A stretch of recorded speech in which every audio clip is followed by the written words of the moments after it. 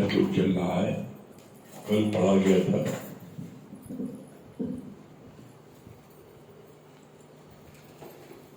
दो लाइन पढ़ते हैं पहले।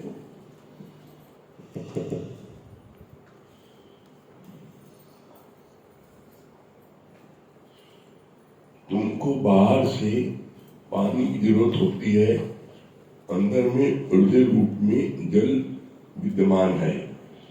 शरीर शांत होने पर सभी तत्वों में जाते हैं। अगर ऐसा न हो तो मुर्दे से ब्लड बैंक वाले खून निकाल ले। यहाँ तक हुआ था। इसके आगे आज भगवान क्या बोल रहे हैं? तुम शरीर की हर अवस्थाओं को जानने वाले हो, जैसे बाल अवस्था, फिर कुमार अवस्था, फिर प्रौढ़ अवस्था और फिर चौथी है अवस्था मृत्यु। गुरु ने बोला, जैसे तुम खड़े हो एक जगह, तुम्हारे सामने से सब निकल जाते हैं। अगर तुम उनके साथ चले जाते हो, पीछे आने वाले को नहीं पता कर पाते कौन है। मतलब आत्मा इन सभी अवस्थाओं को जानने वाली है। एक साखी न बदलता है। इसलिए तुम शरीर और उसके हर विषय से अपने को अलग कर लो। हर वक्त शांति में, आनंद में रहने का सबसे सरल साधन है अपने को देह से अलग समझो। दादा ने ये ज्ञान अनुभव करके बताया। जैसे तुम्हारे पड़ोसी को कोई कुछ कहता है या कोई बीमार होता है तो तुम्हें कुछ असर नहीं होता। तुम भी अपने को अमर आत्मा जानो। हम मस्त हुए, बेवादा पिए, साखी की नजर की शक्ति से। पागल को अपनी देह की सुध नहीं रहती। तुम भी आत्म मस्ती में मस्त हो जाओ। गीता में भगवान ने बोला, तू इंद्रियों के विषयों में नहीं जा। करने वाली शक्ति भगवान की है। करने वाली शक्ति भगवान की है। यहाँ कितना अच्छा भगवान ने बोला, शरीर की 4 अवस्थाएं हैं। शरीर की 4 अवस्थाएं होती हैं। कौन 4 अवस्थाएं होती हैं?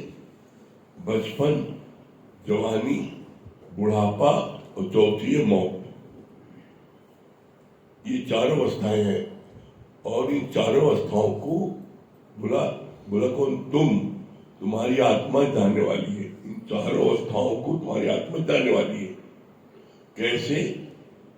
जैसे तुम एक स्थान में खड़े हो और तुम्हारे सामने से पूरी परेड निकल जाए तो तुमने देखा सारी परेड कितने लोग, कौन कौन, सब दिखा तुमने। लेकिन तुम परेड के साथ जाने लगो तो तुम पीछा नहीं देख सकते हो। इसी तरीके से जब तुम अपनी आत्मा को जानोगे, मैं आत्मा हूं, मैं शक्ति हूं, तो फिर तुम क्या है, किसी की देह में फंसोगे। तुम देह में फंसते क्यों? देह में इसलिए फंसते हो क्योंकि तुम ये समझते हो मैं भी देह में, मैं किसी का बेटा हूं, किसी का पापा हूं, किसी का पति हूं। देख करके अगर आप किसी को देखोगे तो क्या है, आप भी उसमें अटकोगे। और जब आप शक्ति करके देखोगे तो आप किसी में नहीं अटकोगे। आप अटकते क्यों हो? ये बड़ी सुंदर देह है, ये खराब देह है, तो सुंदर देह में अटक जाते हो। क्यों? जब आप उस सुंदरता है किससे? उस सुंदरता उस शक्ति से। अगर उसमें भगवान की शक्ति न हो, वो ब्रह्म की शक्ति न, आत्मा न हो, तो क्या वो श्वास ले सकता है? वो जिंदगी नहीं रहेगा। जो शरीर चल रहा है, किसकी बदौलत चल रहा है?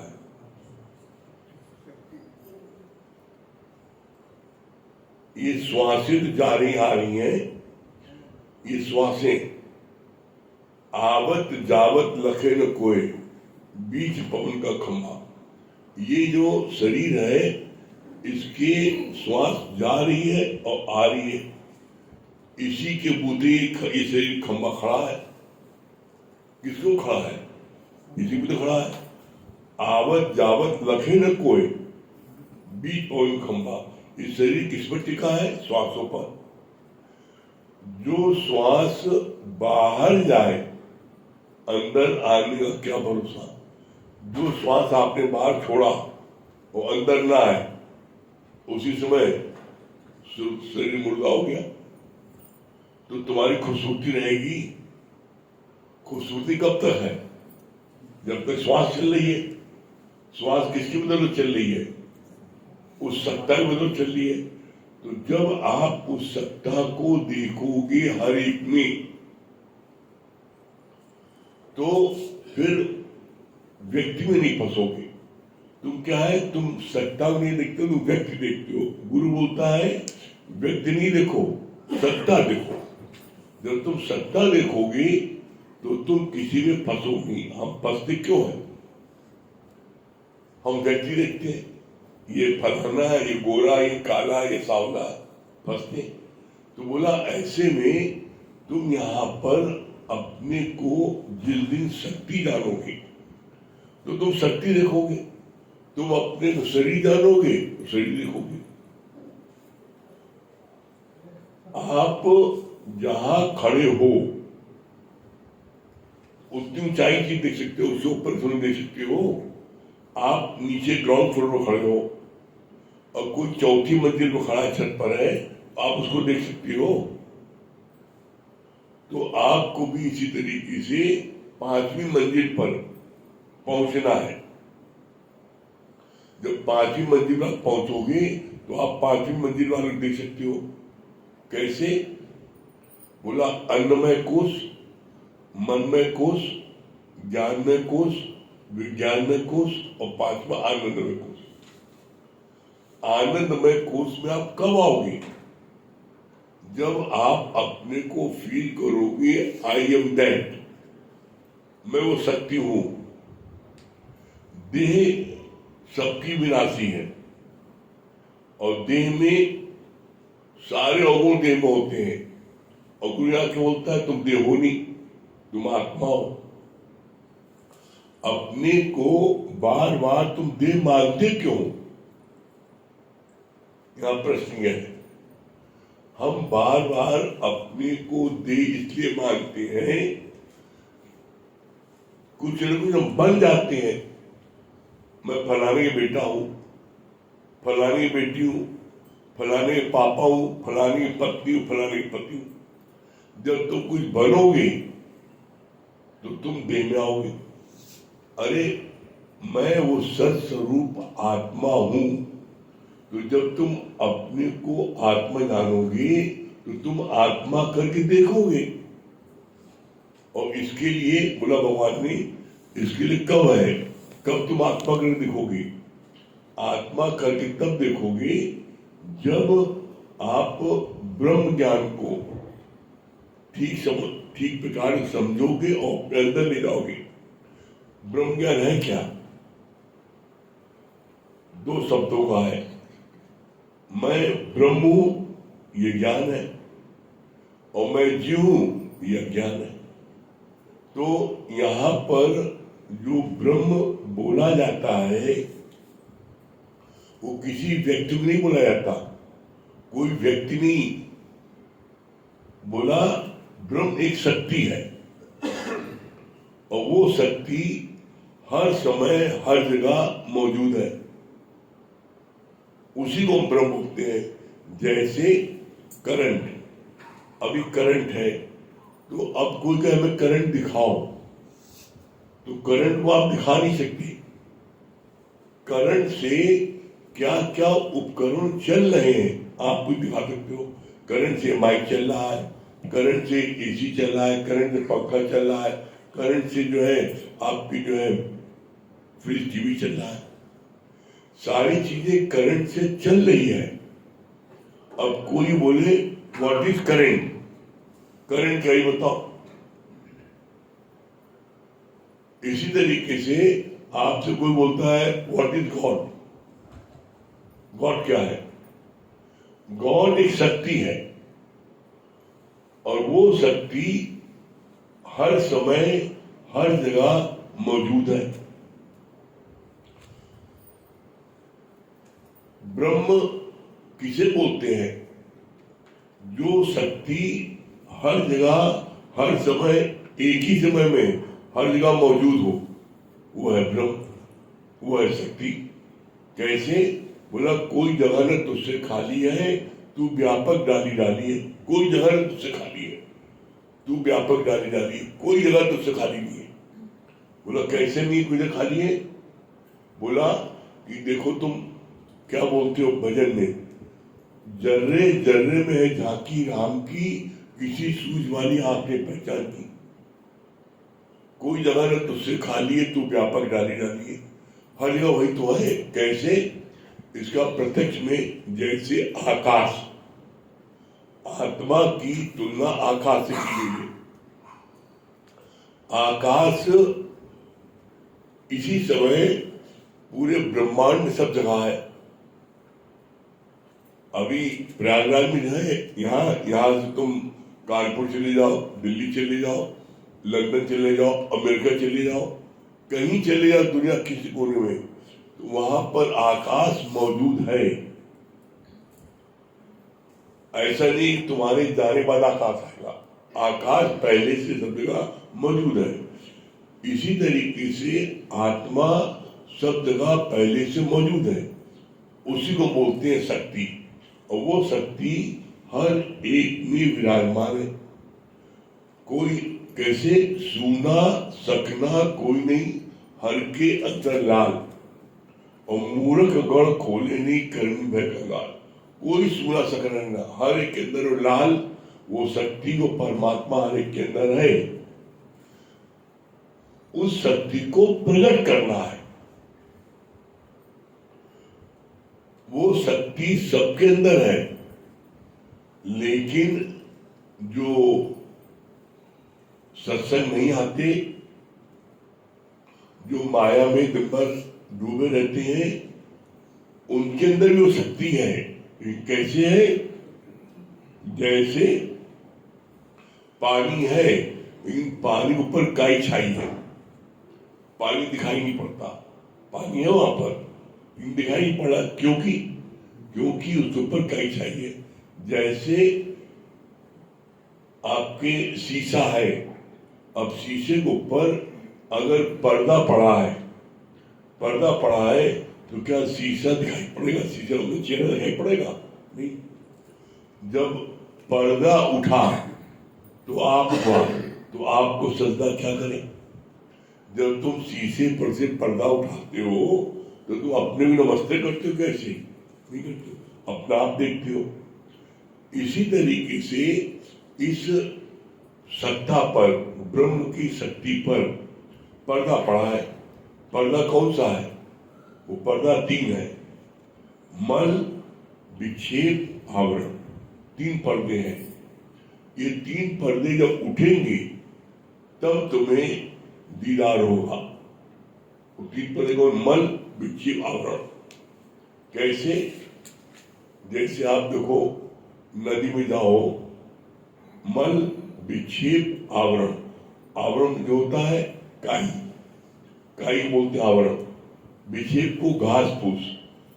आप किसी झील में जाओ तो वहां पर देखो, किनारे देखो क्या होता है, काई खपड़ी होती है, उसको हटा दो, बड़ी लंबी लंबी घास फूस होती है, और फिर उसके नीचे गंदा पानी होता है। मल, विक्षेप, आवरण जब तीनों हट जाता है, कहाँ हटता है?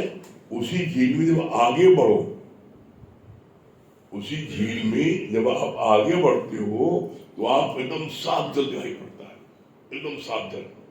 तो वो साफ जल जो है, जब वहां तीनों चीजें हट गई, वहां पर न काई है, न घास फूस है, और न गंदा पानी है, एकदम साफ पानी है। इसीलिए बार बार कहा जाता है अपने मन की करो सफाई और तभी देगा प्रीतम दिखाई। क्यों कहा जाता है? ये जो है, ये जो अपना मन हम साफ नहीं करते, हम दूसरे करते हैं। जब तक हम अपने मन की सफाई नहीं करेंगे, हमें वो प्रीतम, हमें वो परमात्मा दिखाई नहीं पड़ेगा। इसके लिए क्या है, गुरु जी ने और सरल शब्दों में बताया, विभाग, त्याग, लक्षण। विभाग, पहले विभाग करो। जब तुमने विभाग किया, ये शरीर नहीं, मैं शरीर नहीं, मैं आत्मा हूं, विभाग करो। फिर त्याग, फिर शरीर को त्यागो, फिर आत्मा में लक्षण पलट जाएगी। कैसे? इसका बड़ा सरल शब्दों में कोई और समझाया। क्या बोला? जैसे बादाम, बादाम है, इसको बोलते हैं स्थूल सूक्ष्म कारण। इस शक्ति के ऊपर तीन चीज और है। क्या है? स्थूल सूक्ष्म कारण। स्थूल माने क्या? जैसे बादाम का मोटा छिलका, बादाम तोड़ते हो तो उसको बड़े लोड़े तोड़ते हो खड़ा करके, वो स्थूल मोटा पार्ट। जब उसको तोड़ दिया, उसके बाद में सूक्ष्म लाल लाल छिलका रहता है। उस लाल छिलके को अगर आप निकालना चाहो तो नहीं निकलता। उसको रात भर पानी भिगो तब वो लाल छिलका निकलता है। तो बोला स्थूल सूक्ष्म। सूक्ष्म कब निकला? वो जो है, जब उसको रात में भिगोया पानी में, तब निकला। और फिर कारण, कारण क्या है? कारण अपना नाम रूप। अभी भी बादाम दो भाग नहीं हुआ। एक सफेद झिल्ली होती है, उसको नाखून से आप नोचते हो तब बादाम दो भाग में बढ़ता है। यह है शरीर और यह है आत्मा। जब दोनों को अलग कर दिया, अब शरीर को अलग रखे रहो, आत्मा, अपनी आत्मा में जागृत रहो। अपनी आत्मा में आप हर समय जागृत कब रहोगे? जब आप किससे तीनों चीजों प्राम होंगे। बोला स्थूल, स्थूल माने तो देहाध्यास। स्थूल माने देहाध्यास, देह से ऊपर उठोगे। फिर सूक्ष्म, सूक्ष्म में चार चीजें आती है। सूक्ष्म में अंदर चार चीजें आती है। इस शरीर के अंदर चार चीजें। कौन चार चीजें हैं? मन, बुद्धि, चित्त, अहंकार। ये चार चीजें अंदर में है। शरीर के अंदर जो सूक्ष्म हिस्सा है, जैसे बादाम के अंदर लाल गरी है, लाल छिलका दिखाई नहीं पड़ता। जब बादाम तोड़ते हो तब लाल छिलका दिखाई पड़ता है। इसी तरीके से जब हम स्थूल को हटाते हैं तो हमें सूक्ष्म अंदर चार चीज दिखाई पड़ती है। मन, बुद्धि, चित्त, अहंकार। इसमें क्रिया कैसे होती है? सबसे पहले इसमें होते हैं क्या? मन, बुद्धि, चित्त। हम किसी भी चीज को देखते हैं, छूते हैं, सूंघते हैं, कुछ भी, तो सबसे पहले वो चित्त में आता है। चित्त में, चित्त सब रहता है चित्त में। फिर जिससे फिर मन में ट्रांसफर होता है। हमने देखा, जैसे एज एग्जाम्पल, हमने देखा कोई बड़ी सुंदर लड़की है तो चित्त में आया, क्या आया? बड़ी सुंदर है। देखा चित्त में, देखा आके देखा बड़ी सुंदर है, चित्त में आ गया। अब चित्त से मन में ट्रांसफर हुआ, बड़ी सुंदर है, ये मन बता रहा बड़ी सुंदर है। अब मन से बुद्धि में ट्रांसफर होता है। कैसे से बात करें, कैसे इससे इसको कैसे पा जाए, कैसे छू ले, कैसे इससे बात करें। तो वो बुद्धि रानी जो है तिकड़मबाजी करती है कि कोई बहाने, किसी बहाने बात करें। और जब वो अपने इस कार्य में सफल हो जाता है, बुद्धि ने चलाया, ये ऐसा करो, उससे कहो तुम्हारा रुपये गिर गया है, तो पलट देखेगी, रुपया अपने उठा लेगी। चाहे अपने पास ही गिरा दिया तुमने रुपये, खुद ही गिरा दिया, रुपये गिरा है, तो अब उसने तुम्हारी बात माना, देखा, पढ़ा, तुम्हें बड़ी खुशी हुई, अब आया अहंकार। सबसे पहले चित्त में, चित्त से मन में, मन से बुद्धि में, और फिर अहंकार। मन, बुद्धि, चित्त, अहंकार। अहंकार क्या आया? मैंने देखा, मैंने बात कर लिया, और वही बात न कर पाए तो निराश हुए, दुख हुआ।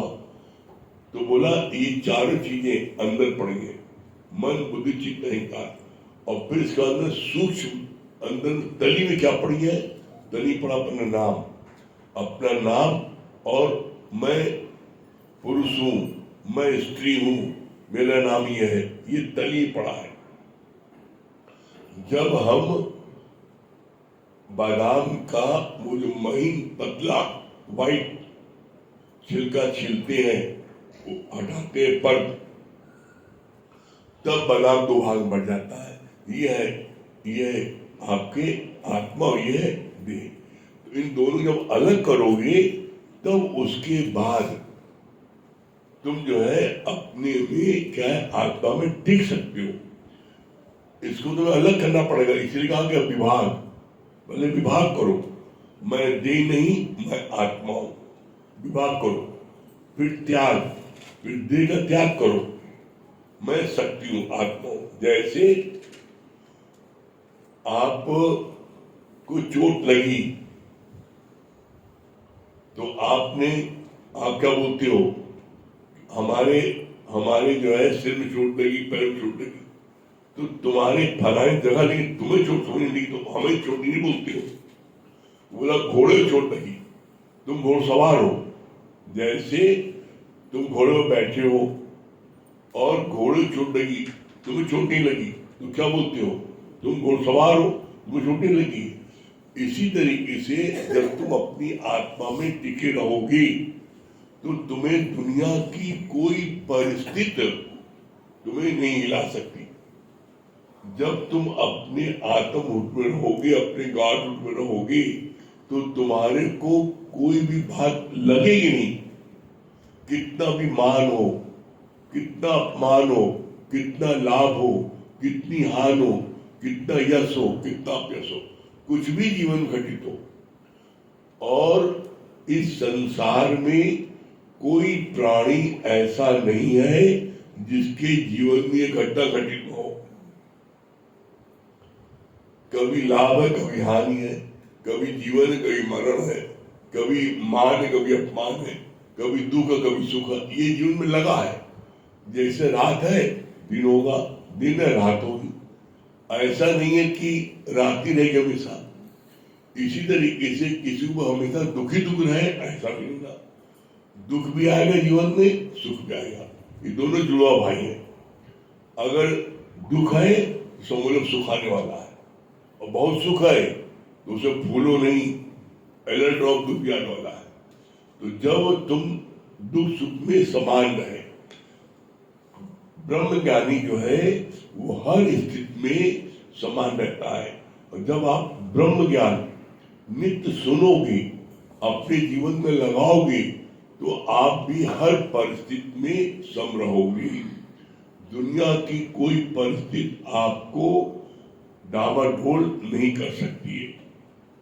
अब ये मर्जी आपकी है।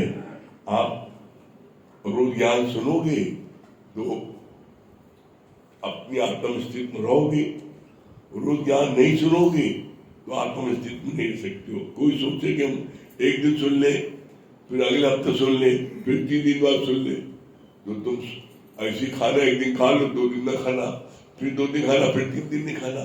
2-3 दिन खाना न खाओ क्या होता है? एक दिन खाना न खाओ तो आदमी लेटा रहता है, उठता नहीं ना। हमसे बात न करो, आज हमें व्रत है।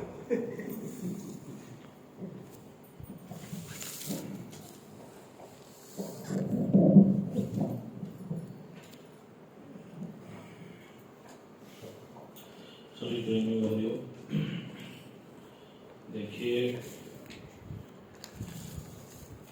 जैसे दादाजी के भजन में चलता है कि दादा के ज्ञान में वो शक्ति है, वही दर्पण को साफ करती है।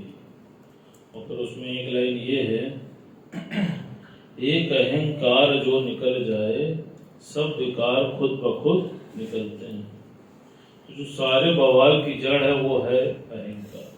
आप देखो, जब मनुष्य मरता है और पंच तत्व में विलीन होता है, तो आप देखो पंच तत्व में विलीन हो गए, तो बचता क्या है?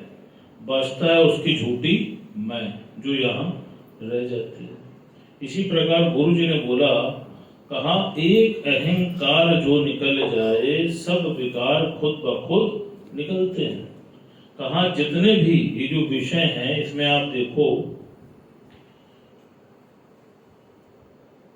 विकार है, सॉरी, जितने भी विकार हैं इसमें आप देखिए काम, क्रोध, लोभ, मोह और अहंकार, सबसे नीचे है अहंकार।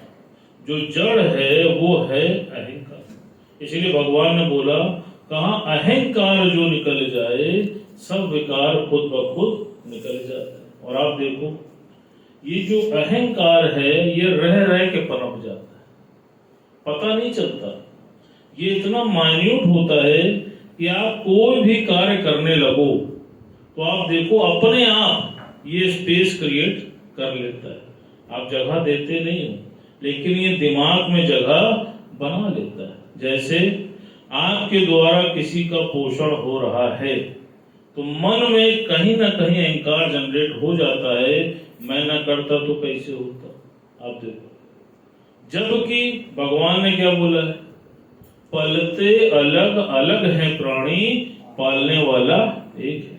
परमात्मा ने सबकी प्रारब्ध सुनिश्चित कर रखी है, लेकिन तुम अपने अज्ञान के कारण ये समझ बैठते हो कि मैं करने वाला, और अहंकार ही भगवान का भोजन है। आप देखो, जिस दिन अहंकार आया समझ लेना अब तुम भगवान के टारगेट पे आ गए।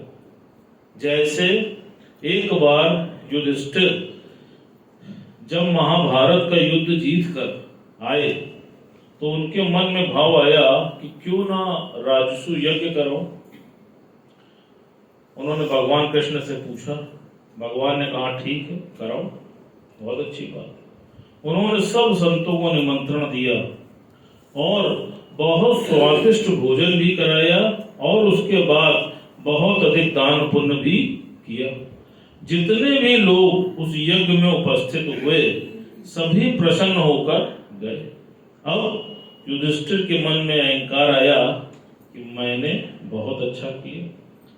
भगवान ने इस चीज को महसूस कर लिया। अब भगवान को तो भोजन है अहंकार। उन्होंने सोचा कि क्या करूं कि युधिष्ठिर का अहंकार तोड़ूं। तो उन्होंने एक लीला रची और उसी समय उस यज्ञ के स्थान पर एक नेवला पहुंचा। और वो जो नेवला था वो उसका आधा शरीर सोने का था और आधा शरीर उसका नॉर्मल था। अब ऐसा विचित्र नेवला युधिष्ठिर ने उस दिन से पहले कभी देखा नहीं था। उन्होंने नेवले से पूछा कि आपका ये आधा शरीर सोने का है और आधा साधारण है, ऐसा क्यों, क्या राज है? तो उसने बोला कि महाराज मैं एक बहुत सूखे प्रदेश से आ रहा हूं जहां पर अकाल आया हुआ, लोग भूखमरी से मर रहे थे, खाने के लिए अन्न नहीं था। कहा वहां पर मैंने देखा कि एक पति, पत्नी और उसके बच्चे तीनों बहुत पुरुषार्थ करने के बाद कहीं से थोड़ा सा भोजन जुटा पाए थे और मिल बैठ के साथ खाने जा ही रहे थे। तभी एक पथिक वहां पहुंचा और उस पथिक ने उसके पिता से बोला, भैया मुझे बहुत भूख लगी है, मुझे भोजन करा दो। तो उसके पिता ने जो भोजन अपने लिए रखा था वो भोजन उस पथिक को दे दिया, उसने खा लिया। उसके बाद भी उसकी भूख नहीं मिटी। फिर उसने उसकी माता से आग्रह किया, माता ने भी अपना भोजन उसको दे दिया। उसके बाद भी उसकी भूख नहीं मिटी तो उसने उसके पुत्र का भोजन भी कर लिया और करने के बाद वो पथिक वहां से उठ के चला गया।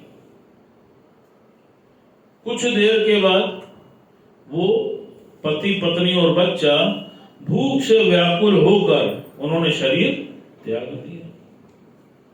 तभी वो जो भूखे व्यक्ति ने जो भोजन किया था, उसके भोजन करने के बाद जो जूठन वहां पड़ी थी, 2-3 टुकड़े अन्न के जो पड़े थे, तो उस टुकड़े पर वो नेवला जाके लोट-पोट करने लगा। लोट-पोट करने से जितने अंग में वो भोजन टच किया, वो अंग उसका सोने का हो गया।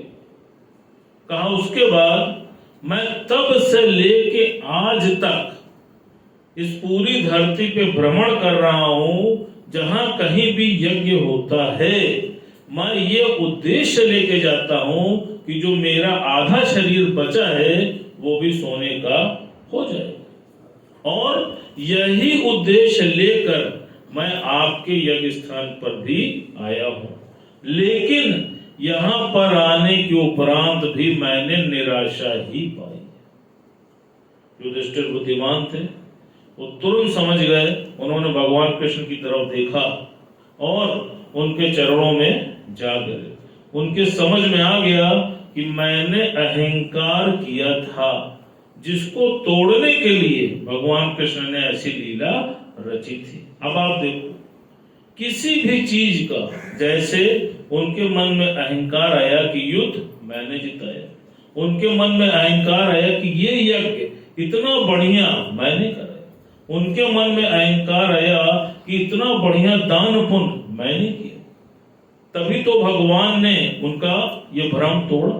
इसी प्रकार भगवान ने बोला, कहा देखो, तुम जब गुरु की शरण में आते हो तो तुम्हारे अंदर गुरु अनेकों प्रकार की कलाएं सहज ही भर देता है, और उन कलाओं को जब तुम दुनिया वालों के सामने प्रस्तुत करते हो तो वो तुम्हारे फैन हो जाते हैं। आप देखो, जहां कहीं भी कोई आदमी दुखी है और तुम उसको जाके गुरु के 2 शब्द बता के आते हो, गुरु की वाणी बता के आते हो, गुरु का भजन सुना के आते हो, वो कैसे कृतार्थ हो जाता है। तुम्ही को अपना भगवान मान लेता है, लेकिन कभी वॉच कर लेता,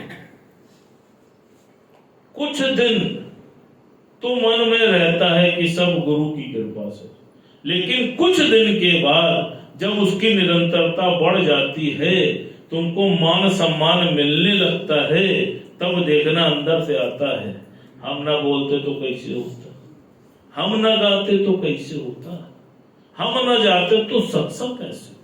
आप देखो, और ये भी मैं आपको अपने अनुभव से बता रहा हूं, आप इसको आजमा लेना। जिस दिन भी आपने जिस चीज का अहंकार किया, आप देख लेना उसी दिन आपको चोट पड़ेगी। भजन का अहंकार करोगे तो सेंटेंस भूल जाओगे, आप देख लेना, पतला कर आगे भूल गए। वाणी का अहंकार करोगे तो कहीं ना कहीं देखना विस्मृत हो जाए, सोच के कुछ जाओगे मुंह से कुछ निकल जाए। ये देखा है, किसी को सेवा का अहंकार होता है, मैं नहीं पहुंचूंगा तो सत्संग कैसे आयोजित होगा। भगवान ने कहा अगर तुम्हारे मन में ये भाव आए, ताला बंद करके घर में सो जाना, देखना होता है कि नहीं। देखिए, गुरु कैसे कैसे चिमटी से तुम्हारी कमियों को खींच लेता है, और ये सब अजमाया हुआ। 4 दिन 5 दिन 10 दिन तो हम गुरु को पास अवे करते हैं, जो है सब गुरु तेरा है, लेकिन आप देख लो, इसका प्रमाण है। अगर सब कुछ मान गुरु का, अपमान गुरु का, तो जहां पर मान मिलता है सत्संग करने पे, वहां पे सब जाना चाहते हैं, लेकिन जहां पर 0.5% भी उम्मीद है अपमान होने की, वहां कोई नहीं जाता। क्यों? क्योंकि आप उसको मान के बैठे हो। अगर मान है गुरु का, अपमान है गुरु का, तो फिर ये कार्य है गुरु का, जहां गुरु भेजे। बहुत अच्छा, कैसे कैसे आप देखो, गुरु तुमको चीजों को पॉइंट आउट करता है, और जिसने इस बात को अंदर से पक्का कर लिया कि तेरा तुझको अर्पण क्या लागे मेरा।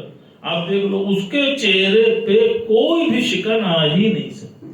शिकन आएगी तब जब मन में कोई ना कोई इच्छा रख के बैठोगे, और जो नहीं रखता वो आप देख लो हर समय ऑलवेज स्माइलिंग। अब इच्छा आपकी है, पुरुषार्थ आपका है, बाकी घड़ी भी समय दिखा रही है। हरिओम।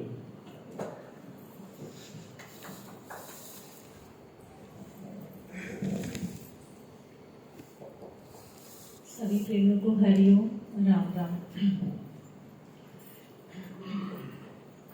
ज्योति से ज्योति जलाओ, सतगुरु ज्योति से ज्योति जलाओ, मेरा अंतर तिमिर मिटाओ, सतगुरु ज्योति से ज्योति जलाओ, मेरा अंतर तिमिर मिटाओ, सतगुरु ज्योति से ज्योति जलाओ।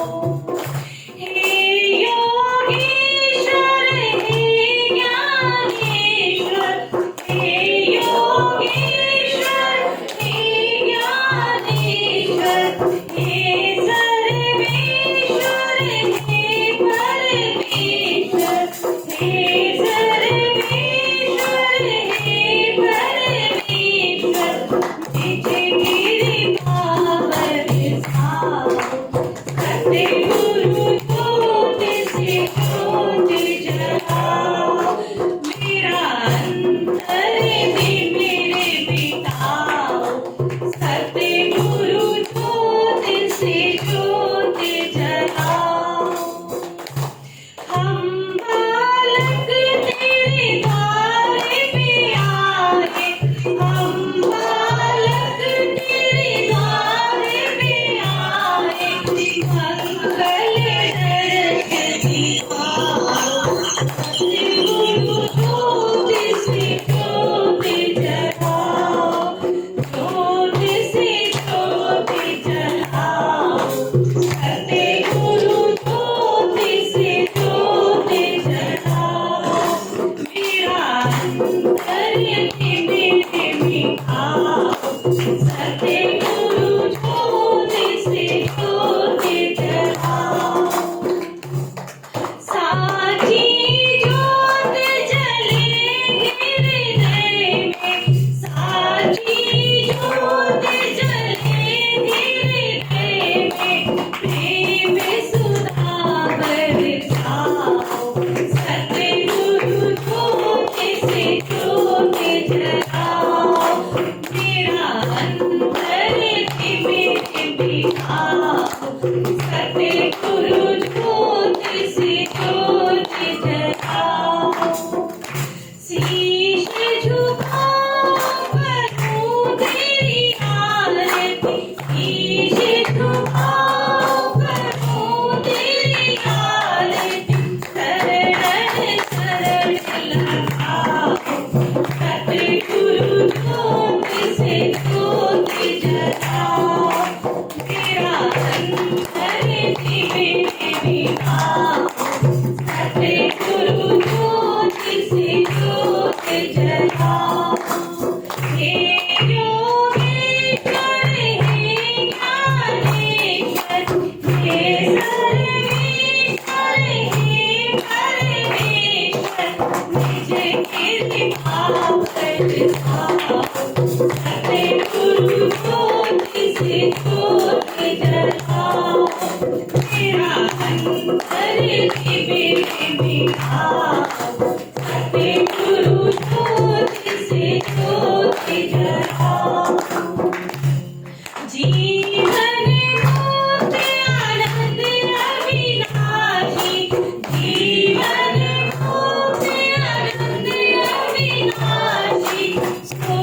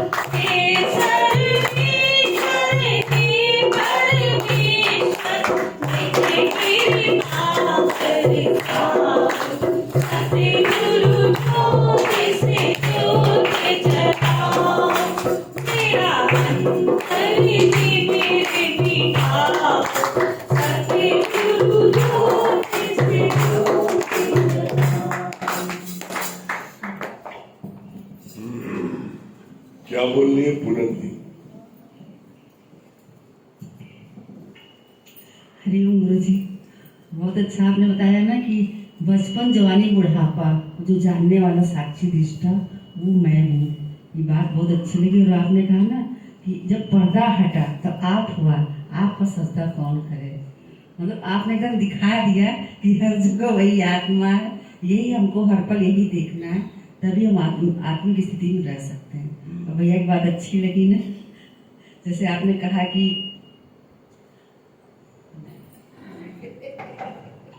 हरिओम गुरु जी, हरिओम भैया, हरिओम भैया। बहुत अच्छी बात लगी कि कोई जगह न तुझसे खाली है तो व्यापक डाली डाली, ये बात बहुत अच्छी लगी। श्याम की मीरा। हरिओम गुरु जी, जैसे आपने कहा ना गॉड वो शक्ति है जो सबके अंदर मौजूद है, ये बात बहुत अच्छी लगी। भैया ने कहा ना एक अहंकार निकल जाए तो सारे विकार अपने निकल जाएंगे। डॉक्टर प्रीति। हरिओम गुरु जी, आपने बताया ना कि अनुकूल और प्रतिकूल परिस्थितियों में समभाव बनाए रखना ही एकमात्र मतलब अच्छा भाव रखना ही सबसे अच्छी बात। भैया की ये बात बहुत अच्छी लगी कि पांचों विकारों में एकमात्र अहंकार ही है जो अपनी स्पेस कहीं ना कहीं क्रिएट कर ही लेता है। दिनेश की उनकी। हरिओम गुरु जी, में बहुत अच्छा था कि ज्ञान दो अच्छा था। मैं ब्रह्म हूँ, ये ज्ञान है, और मैं जीव हूँ, ये ज्ञान है। भैया ने बताया ना जिस दिन हमको अहंकार, तब समझ लीजिए आप कि परमात्मा के हम टारगेट पे हैं, इसलिए हमको अहंकार नहीं करना चाहिए। ब्यूटी पार्लर संजीव पापमो। हरिओम गुरु जी, हरिओम भैया भाभी। सही बात है गुरु जी। एक बहुत अच्छा लगा कि मतलब जैसे कि मैं देह नहीं, मैं आत्मा हूँ, और जब हम देह में होते हैं तभी सारे विकार होते हैं। एक अहंकार निकल जाए तो सारे विकार अपने आप निकल जाते हैं। चार्टर्ड अकाउंटेंट सब क्या बोल रहे हैं? हरिओम गुरु जी, अपने मन की करो सफाई तभी देखो विकार देखा। सुशीला जी क्या बोल रही है? हरिओम गुरु जी, हरिओम भैया बाबू, बहुत अच्छी बात आप बताए नहीं कि हमारे अंदर मन, बुद्धि, चित्त, अहंकार ये हमारे अंदर है। तो ये जैसे गुरु जी के ज्ञान सुनने के बाद ही ये सब समझ में आए हैं। जैसे आप बताए ने कि सुना सकना कोई ने हर के अंदर लाल, मूरख गण खोले ने करवी भय कंगाल। तो पहले ये सब कुछ समझ ही में नहीं आता था, लेकिन आज आपके मुख से सुनने के बाद लगा कि वो आत्मा, वो शक्ति मेरे अंदर लाल है, अब महसूस भी होता है। और भैया की बात बहुत अच्छी लगी कि सच में एक अहंकारी तो इंसान की कहाँ से कहाँ गिरा भी देता है। तो एक अहंकार अगर निकल जाता है तो इंसान के खुद में खुद बेकार निकल। मंगल भैया। हरिओम गुरु जी, बहुत अच्छी बात लगी ना, अपने मन की करो सफाई तभी देगा प्रीतम दिखाई। जब तक अपना मन साफ नहीं करेंगे तब तक वो ब्रह्म नहीं दिखाई पड़ेगा, वो सफाई यहीं से होगी। संजय भैया। संजय भैया। हरिओम गुरु जी, बात बहुत अच्छी लगी। जैसे अभी आपने विभाग करके बताया एक एक चीज को पॉइंट आउट, तो ऐसे जब हम अब विभाग करके जानेंगे तभी वो तत्व को जान पाएंगे, इकट्ठा नहीं जान पाएंगे। ये बात बहुत अच्छी लगी। भैया की बात बहुत अच्छी लगी कि अहंकार अगर निकल जाए तो सब विकार खुद ब खुद निकल जाए। विश्वकर्मा जी। हरिओम गुरु जी, बहुत अच्छा आपने बताया कि गॉड एक शक्ति है और वो हर जगह मौजूद है। और भैया ने बहुत अच्छा बताया कि सारे बवाल का जड़ जो है अहंकार है। अगर एक अहंकार निकल जाता है तो बाकी सारे विकार अपने आप निकल जाते हैं। हरिओम। विश्वकर्मा जी भगवान। अरे बहुत अच्छा बताया कि ये शरीर जो खड़ी है जो हम सांस ले रहे हैं उसी सत्ता क्यों से है, ब्रह्म की सत्ता। हमको हर एक में वही ब्रह्म की सत्ता देखनी चाहिए। हरिओम। महेश भैया। हरिओम गुरु जी, हरिओम भैया। बहुत अच्छी बात लगी ना कि हम कहीं कुछ जाते हैं तो गुरु कहता है ना कि तुम अपने को चेक करो, जहां मान मिल रहा है वहीं जाना चाहते हो, जहां 0.5% अपमान मिलने की गारंटी वहां जाना चाहते हैं। तो ऐसा हम लोग अनुभव करते हैं कि जहां सत्संग करने जा रहे हैं कोई नहीं आ रहा है तो वहां मन खुद ही कहता है कि तुम नहीं, यहाँ ठीक नहीं है, गुरु जी से कह के बंद करवा दो। तो मतलब जहां हमको सब सुनने वाले हो, जहां हमको बड़ाई मिले, जहां मान मिले, वहां मन खुदक खुदक के जाना चाहता है। हाँ मालवी जी।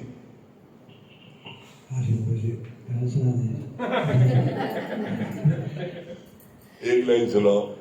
गुरु तेरी नूरी नजर करे दिल में गहरा असर, गुरु तेरी नूरी नजर करे दिल में गहरा असर। बहुत बढ़िया। माला नहार।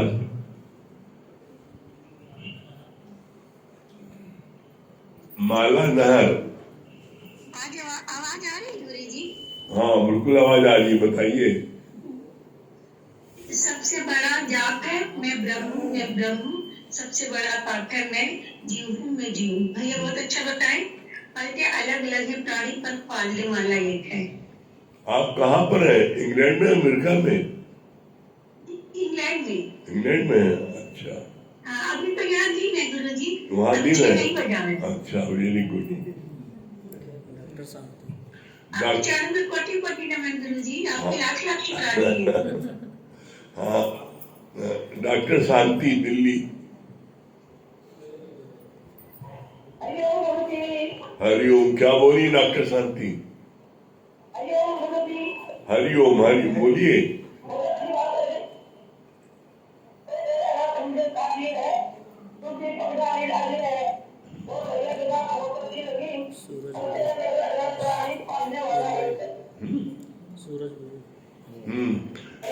हरिओम। हाँ सूरज भैया बॉम्बे।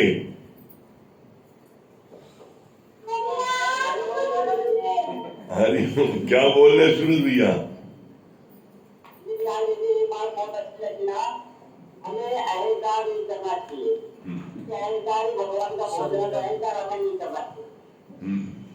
बात मुझे बहुत अच्छी। हाँ शर्मिला जी दिल्ली।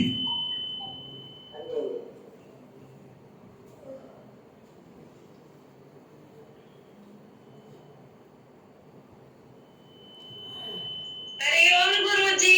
हरिओम भैया जी। हरिओम भाभी जी। गुरु जी ये बात मुझे बहुत अच्छा लगा। सुना सकना कोई नहीं, हर के अंदर लाल, मुंह अगर खोले नहीं कर भी फेंकूंगा। और भैया जी ये बताया है कि पलते हैं अलग अलग प्राणी लेकिन पालने वाले एक है। ये बात मुझे बहुत अच्छी लगी। बहुत बढ़िया, वेरी गुड। हरिओम गुरु जी। हरिओम। चलिए ओम को जाप कर लीजिए।